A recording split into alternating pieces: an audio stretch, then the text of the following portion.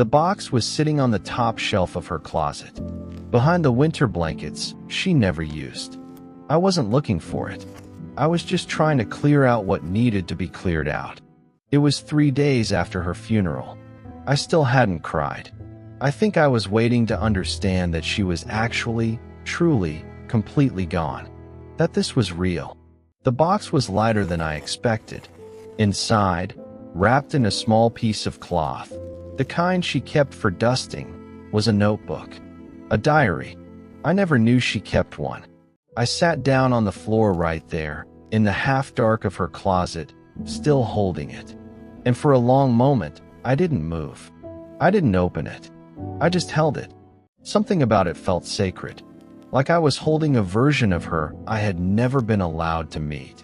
I wasn't sure I was ready, but I also knew I couldn't put it down. So I opened the first page, and what I found inside that diary changed something in me permanently. Something I don't think I'll ever fully be able to explain, but I'm going to try. Because I think what she wrote in those pages isn't just about her and me. I think it's about all of us. About the things we carry quietly and the people we carry them for. My mother was not someone who talked about herself. You could sit with her an entire afternoon, and she would ask you everything. Your work, your sleep, the neighbor, the small ache in your shoulder. And somehow the afternoon would end without you learning a single new thing about her inner life. Not because she was hiding. She just believed her feelings mattered less than yours. For most of my life, I thought that was her way of loving. I thought the silence meant she was fine, that the quietness was peace. I was wrong about that. Deeply wrong. We had a complicated relationship, the two of us. Not the dramatic kind. No screaming, no slammed doors. The other kind. The kind where love is enormous, but somehow the distance still grows. She showed love the way she knew how. A plate of food left quietly at my door. A sweater that appeared on my chair without any explanation. A Sunday phone call that ended the moment she sensed I was busy. I never told her to stay on the line longer. I never said, "Don't go yet." I assumed she knew I wanted her to stay. That was one of my worst assumptions. In my adult years, there was a distance between us I couldn't explain and never tried to. I was busy. She understood. That's what I told myself. Busy. She understands. It's fine. But the truth I've only started touching since she passed, is that I kept waiting for the right moment to close that gap. I thought we had more time. I think that's the lie most of us live inside, quietly, without even knowing we're living it.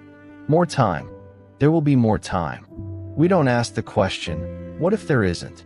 She had her world. I had mine. And we loved each other from across the space between them, assuming that love was enough, assuming it didn't need to be said out loud to be felt. The diary would teach me how wrong I was. But first, I had to read it. And reading it slowly, that was its own kind of grief. Beautiful and unbearable at once. I sat on that closet floor, and I opened the diary from the very beginning. The earliest entries were almost 12 years old. 12 years she had been writing, and I never once knew. Her handwriting was small, careful, like she was trying not to take up too much space, even on a page. Even alone, with no one watching, she was still being careful not to be too much. She wrote about the garden, a recipe that didn't work, about missing my father, who had passed years before. She wrote about a bird that kept coming to her kitchen window. She had named the bird Gerald. She never explained why, but she wrote about Gerald with such warmth, such genuine, unironic warmth, that I laughed and cried at the same time. That was the thing about her diary. It was full of the world she lived in quietly, alone, the one I never thought to ask about.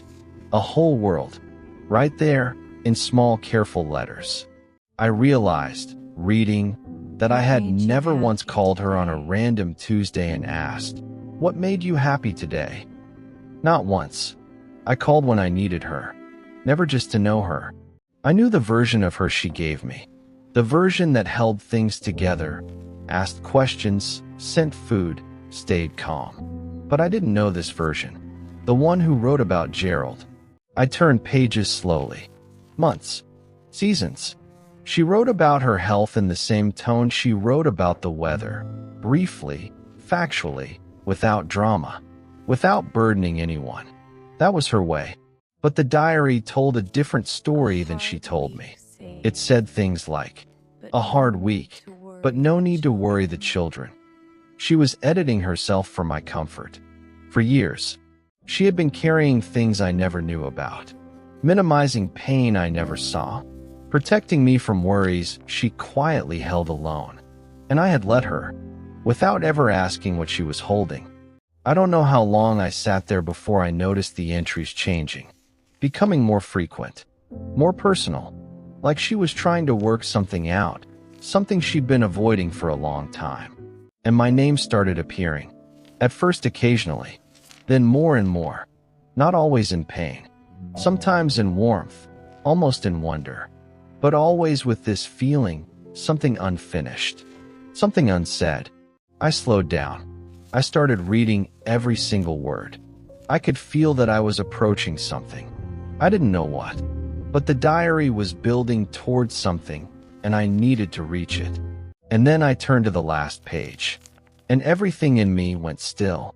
The date at the top of the last entry was the same date as her death. She had written it the morning she died, before any of us were awake, before the day became what it became. Her handwriting on the last page was the same as always. Small, neat, not taking up too much space. Nothing in those letters suggested she knew she was writing for the last time. But she knew. The doctors had told us she had known for some time. She had chosen not to tell us how close the end was. She was protecting us. Until the very last morning, she was still protecting us. The entry began quietly. She described making tea. She described the kitchen light she had always loved.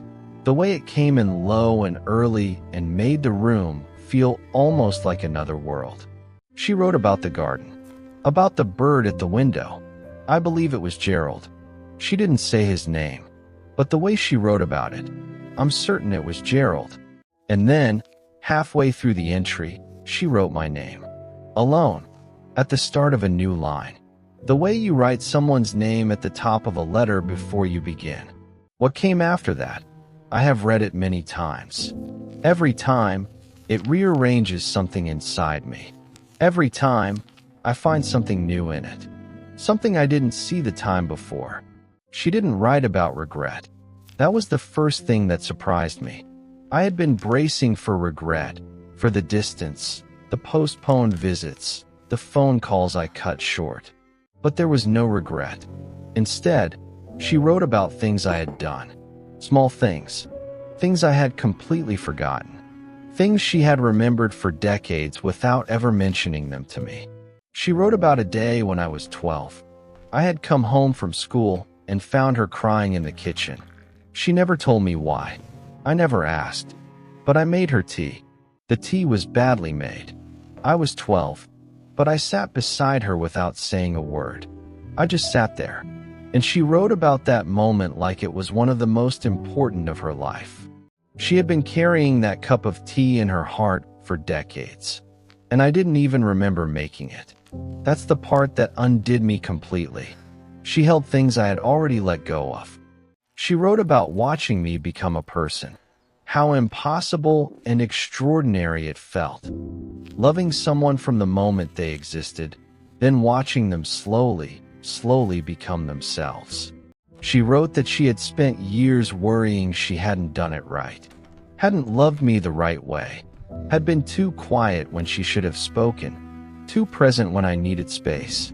She carried that worry for most of her adult life. The worry that her love wasn't landing, that it was missing me somehow, that I didn't feel it the way she meant it. And then she wrote something I need to tell you, because I think some of you need to hear this as much as I did. Maybe more. Maybe you've been carrying the same thing she was. She wrote, I think she doesn't know how much I have loved her. I think she thinks I was always fine. I should have told her more. I hope the life I built around her told her, even when my words didn't. And then she wrote my name one more time. Just my name. At the very bottom of the page. Like a period. Like she was placing me somewhere safe before she left. I sat on that floor until the room went dark. The evening came and I didn't move. I just kept reading those last lines, again and again, as if I could absorb more each time. She had spent decades worried I didn't feel her love. I had spent decades assuming she knew I loved her too. We were both waiting for the other to say it out loud. Neither of us did. We ran out of time. That's the sentence I keep coming back to. Simple, obvious, devastating. We ran out of time, and we didn't know we were running out. That is the cruelest part. I've asked myself, since that day, if I had known, would I have done anything differently? Would I have called more? Said the things I kept saving for the right moment? I want to say yes, but I'm not entirely sure. Because the hardest lesson the diary taught me isn't about my mother. It's about the assumption. The assumption that people who love us know they are loved back. That silence, assuming the love travels through the air without words, costs us more than we ever anticipate. And we don't discover the cost until after. After the diary. After the floor. After the dark. I want to ask you something. I want you to sit with it before you answer. Is there someone in your life whose love you've been assuming is felt, without ever saying it? A parent who still calls every Sunday. A child you haven't spoken to in longer than you meant to. A friend who has been quietly present for years without ever being truly acknowledged. Not because you don't love them. You do. But because you've been doing what we all do, assuming. Assuming they know. Assuming the feeling travels. Assuming there is still time to say it. My mother kept a diary for 12 years and never showed it to anyone. She processed her love for me in private, in small, careful handwriting, on pages no one was supposed to see. And I would never have known any of it if I hadn't found that brown box behind the winter blankets. Think about that. How close we came to never knowing each other the way we actually did. There are people in your life who have diaries they will never show you. Not notebooks, lives. Inner worlds full of love and worry and warmth and memory, all quietly written for you. And they are waiting, not necessarily for a grand conversation, just for a sign that you see them, that you know they are there, that their love has landed, that yours has too. The moment you are waiting for is not coming the way you think. It doesn't arrive announced. It doesn't wait until you're ready. It arrives or it doesn't. And sometimes you find out which one after the fact. On a closet floor, in the dark, holding a notebook that smells like someone you can no longer call. Reading words she wrote the morning she left. Words she never said out loud. If this story reached something in you, if it reminded you of someone, or something you haven't let yourself feel yet, I'd like to know. Leave it in the comments below. Not for me, for yourself. Sometimes writing it down is the first step to saying it out loud to the person who needs to hear it. And maybe that's why you're watching this tonight. If you know someone carrying this kind of quiet, a parent who feels unseen, a child who went distant, a friend who stopped answering, share this with them. Let it say what you haven't. I'll be here every week with stories like this one. Stories that feel like real life, because they are. Subscribe if you haven't. And come back. We're not done talking yet.